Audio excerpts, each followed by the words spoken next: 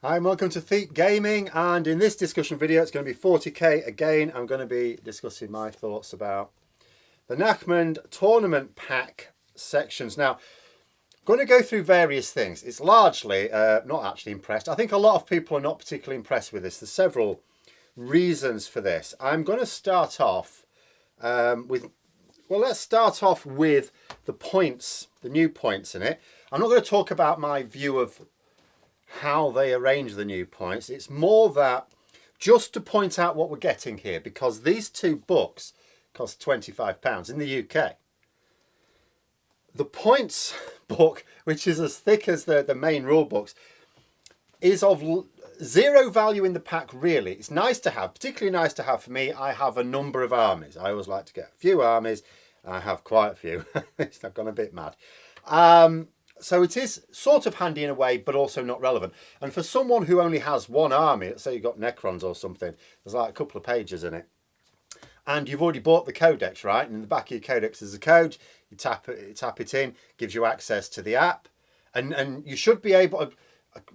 I do actually pay for the subscription for it, although I never actually use it. Don't know why, but never mind. But I'm still of the impression, correct me if I'm wrong, if you've bought the codex, you still have access to your own army in it. Shouldn't have to pay for that. So what I'm saying is, if you've got the codex anyway, the code should give you access to the updated points. And if it doesn't, it should do, because you've already paid for the codex. If someone were to buy the Necron codex, maybe I chose poorly choosing green here. We'll see how that works out. If someone goes and buys the codex, the Necron's codex next week, because they've only just started the game, or they've only just started a Necron's codex, they'll have obviously the wrong points values in the back of it, but they've bought the codex, so they should have access to the new ones. What I'm saying is, in terms of how much of the £25 goes towards the cost of the points values in here, it should be nothing at all, because we're already paying for it with the codex. And we have no use for the points values of anything that's not in the codex. Or a codex or an army that we play, so it's a big. But there's something else that is interesting on here.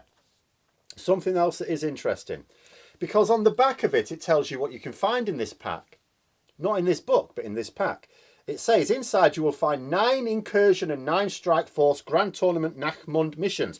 They're actually in the other book. It says that on the back as well. Grand, brilliant. I'm going to go on to those.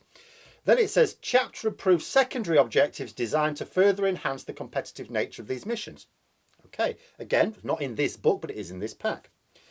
Then it says a swathe of useful gaming material such as a glossary, scoring sheets, and several sections reprinted from the Warhammer 40,000 core book for quick reference during your battles at the tabletop. It does not say the same thing on here. So... And it's the same box. It's missing that bit on here. What has happened is, between this points value book being produced, or the file for it being produced prior to printing, and the one on the back, someone's changed something. Because what's missing from here are the core rules. Now, in the previous chapter approved, which is much thicker, you have those. You have the secondaries in here. And on the back, it tells you what you're getting in very much the same language. You get the 9 strike force and incursion missions. You get the secondary objectives. And you get the swathe of gaming materials, including the core rules.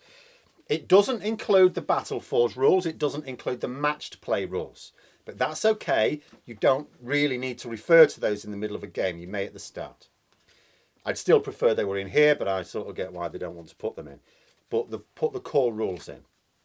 Because here's where I have a problem. Now, if I go along to the club or I go along to the tournament, obviously I need the codex. If I'm lucky, I just need the codex, and I don't need the codex and one of the supplements as well for an Army of Renown or just extra rules or a White Dwarf or whatever. Just the codex. Then I need the rule book. Now, this is the rule book. But this isn't the rule book, is it? I mean, it doesn't even call it the rule book, it says the core book. Very few rules in here, very few pages of rules. It mostly contains the background, the stuff that's useless to me at the club, it's useless to me in a tournament. It's just a big, heavy, dead weight when you've got, and especially at a tournament, you've got limited room to put it down. You may do it at a club as well, it depends. But at a tournament, certainly, limited room to actually place these things. So it's going to take you longer to keep putting it away and getting it out if you have to reference some rules. And it's not easy to find the rules because there's very few pages of rules in here. right? This, much easier, much quicker. Why hasn't it been reproduced? And here's the thing, as I say, it sounds to me like the intention was to reproduce it just like it was in the past, because on the back of the points book, it tells you that it's done it. They just forgot to change that. They did change it on the actual book that doesn't contain those core rules. So, disappointing, very disappointing. It's not a disaster, because you know, at a tournament anyway, I would still have to take this just in case we had to reference some of the Battle Forge or match play rules, but it would be in the bag. Unlikely to be needed, but if it was needed, it would be in the bag. And again, you can argue it's still not a disaster, because now I take my codex along. I'm going to have to take my Nachmund missions along. I'll just take this along. It's not a big book. I'll just take this as the rule book. But here's where I've got a couple of issues that I think are valid.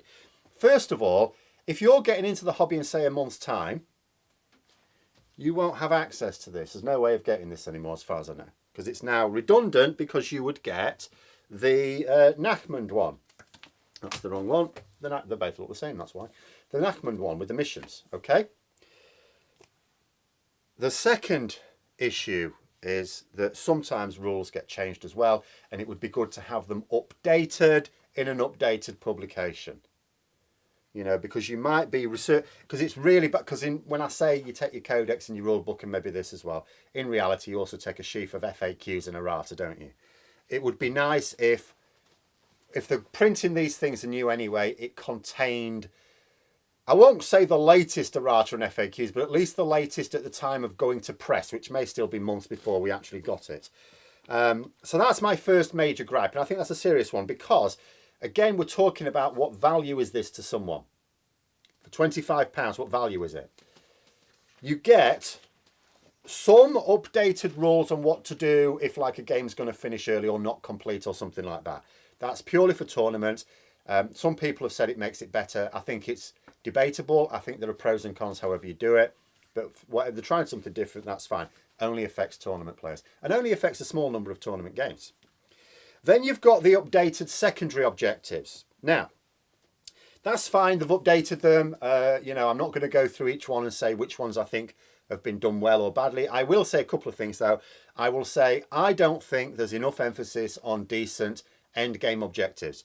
I think there's too much. I think you're sometimes forced to take too many progressive objectives, secondary objectives, when it's not really in the interest of your army. There are some armies where you face off against each other and you just look at it and you go, do you know what? As soon as I poke my head out, you're going to blow it off. I'd rather play the long game here. I need to play the long game. If you can't pick end game or secondary object, you're already going to be, you know, struggling a little bit because of the primary, although in some ways this improves it. But for the secondaries, if you're having to pick progressive ones, you can miss out early on. I think that's disappointing. But in terms of what it is, they've also cut out Space Marines being able to pick 2 from their codex, because you pick 1 from the Space Marine codex and then 1 from your Dark Angels, Blood Angels, Death Watch, whatever supplement. That's not allowed anymore. You've got to pick 2 from here at least. You can have 1 from your codex. So that's fine. They did release in White Dwarf some cards. You've now got them on cards if you've got that White Dwarf. Now here's the thing. Those cards are quite handy. Some people will really like those cards. I don't mind. I can live with them or live without them. It's not a big deal to look it up in the game in here. But you could argue having the cards there would be useful. £25 for these, right? The points one is, as I've said, of 0 value, because you should have access to the points. You know, if many people just play one army, they don't need very much of that, and they should be able to access it using the code in their codex that they have bought and actually spent £25 on as well. So that's of no value. We're not getting much value is what I'm basically getting to here. Why couldn't they have reprinted those cards for this pack as well? Nice giving them in White Dwarf, right? That's okay. Not everyone has White Dwarf. Why not print them and put them in here? Some cards in here would have been much better. But that is that, and that's the secondaries. Then there's the missions. Now, good and bad in the missions. Now, I did just say, you know, with certain armies that are more play the long game armies, you want end game objectives, you can get them for secondaries, but then your primary, you still, you know, you've got limited turns to get your primary. This ironically makes it better, but there's a downside to it as well. So in the new missions, so the way it used to be is basically the difference between the missions in the 2021 pack was you just had 9 different layouts of objectives and deployment zones, really. You also had a mission-specific secondary, and some of those were decent. Most of them were trash. Some of them were all right. Some of them were niche, I suppose. That was it. That was what the missions were. That's the only thing that distinguished them. Now, you've got basically the same deployment zones and objective layouts, but you don't have a mission-specific secondary anymore, which is actually disappointing, but never mind. What you do have now is a mission rule, and then you have 2 ways of getting primary. So there's the traditional way of getting primary, hold 1, 2 or more objectives, but instead of 5 points each, it's 4 points each. And then you've got another way of getting primary, which tends to work out up to 3 victory points a battle round as well. And those can be scored in the first turn, unless I've missed one that can't. But certainly it's not, you're not excluded from scoring those ones in the first turn. So what that means is you've now got more ways of scoring primary than just purely getting yourself on 3 objectives, say, or 2, and getting your opponent off some, that sort of thing. The board control is now done in a different way. That's quite good. I'll tell you where there's a slight downside, and you could argue this is nitpicking, but I have an issue at the moment with the game taking too long for admin. There's, games of 40k didn't used to take this long, and it's not because we've got loads more models now. They just take too long, and there's a lot of admin to be done. There's a lot of admin to be done before you even start the game. Then you've got to stratagems, I think, is the worst time, because some of the bits of admin are sort of necessary. I think stratagems are the biggest time sink. Trying to work out, have you got a stratagem to deal with this situation, having to look through them all. Again, you go back to Space Marines play, you've got loads in the Space Marines Codex, and then your other supplement. Madness. Why? Have like 6 core stratagems, and have like 6 for your Codex, your army specific, right? Then what you could produce with each Codex is a summary sheet which contains on one side important core rules for reference, things like the core stratagems and stuff like that, and on the other side core rules for your army, including your core stratagems. Nice easy reference card which you can use in a game. That'd be brilliant. That'd be brilliant. And also it would make it quicker and easier to learn the stratagems, even if you do play several armies, because there's a limited number of them. I mean, I'd say limit it to even fewer than 6 for your army-specific ones. But, 6 is fine. That would be okay. That would be manageable. This adds another time sink. That's my worry with this, because every single one of these 9... It's the same for the Incursion, but I don't play Incursion. For the 9 Strike Force missions, every single one has a unique rule. For example, one of them, the first one, says you do not get your battle-forged command points at the start of each command phase unless you are in control of an objective outside of your deployment zone. So in the first turn, well, unless you've got a unit that can deploy outside your deployment zone, which I suppose a few do, and you'd have to use them to get them on an objective. So unless you did that, you won't be getting a command point in your first turn. Now, that's fine. The problem with that is that's not a new rule for Nachmund. That's one specific mission out of 9. The next mission has a different rule and so on. And the problem is remembering them. And sometimes you can forget, quite honestly, and give one player or the other an advantage. Imagine a situation later in a game, someone that burnt the CP, as they often do. They get their CP at the start of the command phase, and they use the stratagem and they achieve some effect. And then in the next turn, suddenly both players realise, or one realises, that they shouldn't have got that command point. It's like, oh no. But the stratagem they employed is not the sort of thing you can just discount, because you can't really tell what the impact of it was. It might have been re-rolling some hits, say, and it's like, but how many extra hits did I get from it, and what was the effect of that, and blah blah blah blah. And you can't go back. It's too late. You've got your benefit accidentally. And that will you'll forget. So you will either forget sometimes to one or the other player's detriment or benefit, or you'll be spending so much time keep referencing it so you remember what the special rule is. You're again taking time out of the game, and that also applies to this extra primary. I don't like the rule, because the extra rule for the missions, because it's unnecessary and it just causes problems because it's different for each mission. The extra primary, I like it in concept. I just worry, again, it's an extra rule, effectively, unique to that mission, that you've got to keep in your head. And because scoring the primary is really important, any points are really important, it takes you time to, because at the start of each of your turns, you're going to have to be thinking, right, get in my head, so what is the way to score points now with this mission? You're spending some extra time in trying to work out your strategy because it's not a standard thing.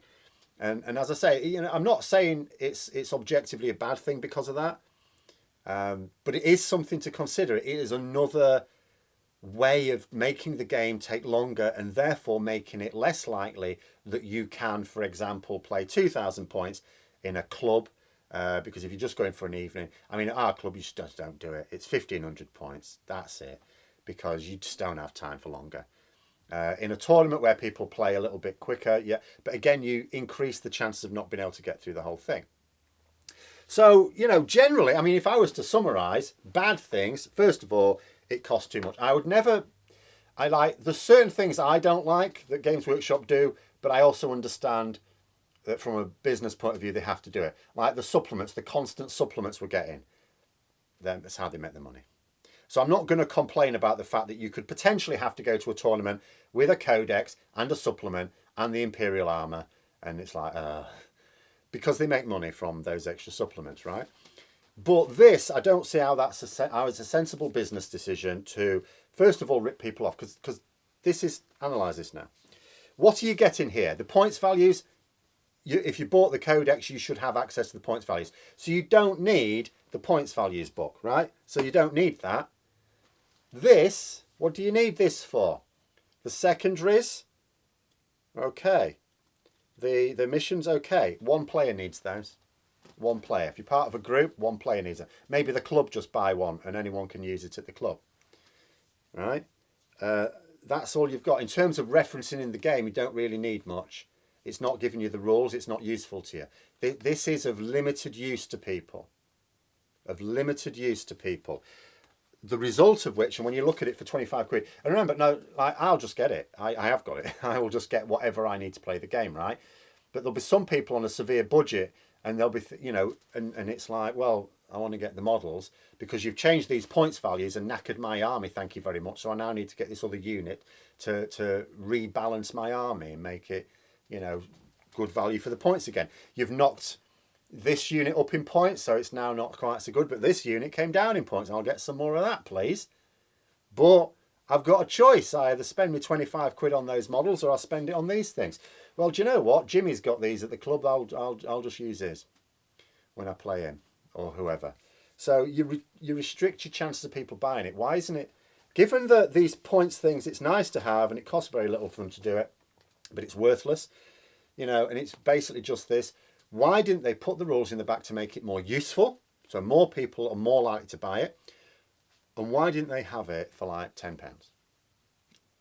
Like when you compare the price of a codex, £25, this isn't a codex. And the thing is, they probably have sold quite a lot of these. But I just think they're supposed to be doing these every 6 months. I wonder how many people are going to buy it in 6 months when they think to themselves, well, do you know what? I regret having bought this last time, so maybe I won't bother. Maybe I'll just make sure someone's got it in my gaming group, and that'll do.